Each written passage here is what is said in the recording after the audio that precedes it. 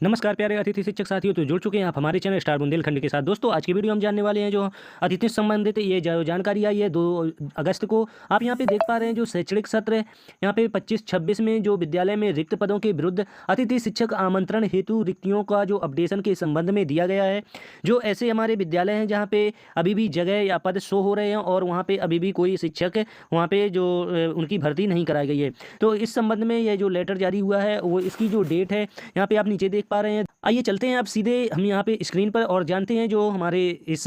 अगस्त महीने में जो रिक्तियों के पद अपडेशन होना है तो किस प्रकार से कर पाएंगे और इसकी डेट क्या है। तो आप यहाँ पे देख पा रहे हैं पत्र क्रमांक है जो संलग्न है 26/6/2025 के अनुसार उपरोक्त संदर्भित पत्रानुसार शैक्षणिक सत्र 2025-26 में रिक्त पदों के विरुद्ध अतिथि शिक्षक आमंत्रण हेतु विद्यालय में शाला प्रभारी के लॉगिन पर आदेशानुसार रिक्तियों के अपडेशन करने की सुविधा उपलब्ध कराई गई थी। कतिपय जिला शिक्षा अधिकारी द्वारा सत्र के माध्यम से अवगत कराया गया और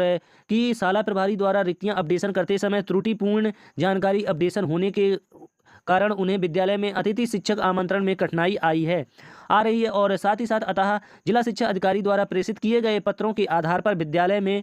रिक्तियों के अपडेशन हेतु शाला प्रभारियों को अंतिम अवसर प्रदान किया जाता है। अंतिम अवसर जो है हम यहाँ पे देख पा रहे हैं जो अंतिम अवसर कब तक के लिए दिया गया है यहाँ पे। अतः शाला प्रभारी अतिथि शिक्षक आमंत्रण हेतु रिक्तियों के अपडेशन की कार्यवाही एजुकेशन पोर्टल 3.0 पर दिनांक 2/8 यानी कि 2 अगस्त से 5 अगस्त तक कर सकेंगे। और शैक्षणिक सत्र 2025-26 में अतिथि शिक्षक आमंत्रण हेतु विद्यालय में नियमित शिक्षक के अनुपलब्ध होने की स्थिति में पोर्टल पर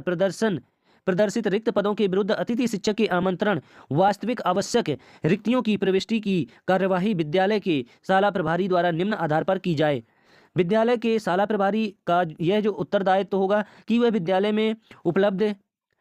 कक्षा सेक्शन में समय सारणी एवं टाइम टेबल के आधार पर कुल कालखंड की संख्या विद्यार्थियों की दैनिक औसत उपस्थिति के आधार पर वास्तविक अतिथि शिक्षक की आवश्यकताओं की प्रविष्टि करें और यह पूर्व से निर्धारित करें कि समय में नियमित शिक्षकों की न्यूनतम कालखंड एवं अधिकतम 6 कालखंड का अध्यापन कार्य कराएं। यानी कि जो कालखंड दिन में 4 से कम 6 घंटे तक कार्य करना अनिवार्य किया गया है।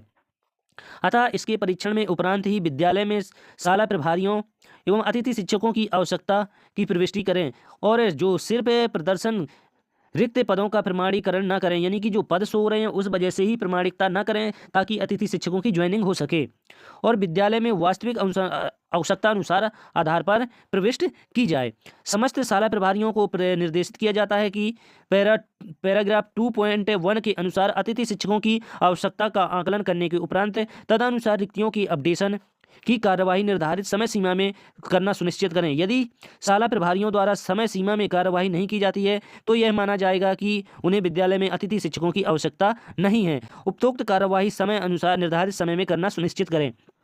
तो आप लोगों को ये एक बार फिर से हम अवगत कराते हैं जो हमारे यहाँ पे पोर्टल को खोला गया है। ऐसे अतिथि शिक्षक साथी है जिन्होंने ज्वाइनिंग रिक्वेस्ट नहीं कर पाए हैं, यानी कि विद्यालय में पद जो अपडेशन नहीं हुआ है या फिर पद अपडेशन हुआ है तो कुछ वजह से कुछ कारण कुछ गलतियों की वजह से पद जो खोले नहीं गए थे। ऐसी स्थिति में 2 अगस्त से 5 अगस्त तक की डेट फिर से रखी गई है ताकि जो शाला प्रभारी हैं अतिथि शिक्षकों की ज्वाइनिंग हेतु उसमें ज्वाइनिंग करवा सकें और रिक्त पद हेतु रिक्वेस्ट भेज सकें। और साथ ही साथ उसमें जो शर्तें रखी गई हैं 2 शर्तें रखी गई हैं, हमने इस वीडियो के माध्यम से बताया। यदि वास्तव में शाला प्रभारी को अतिथि शिक्षकों की आवश्यकता है तो ही रिक्त पद भरें, अन्यथा उसमें रिक्त पद ना भरें। तो इसी तरह की जानकारी के साथ जुड़े रहे हमारे यूट्यूब चैनल स्टार बुंदेलखंड के साथ। तो मिलते हैं एक और नई जानकारी एक और नई वीडियो के साथ, तब तक के लिए नमस्कार।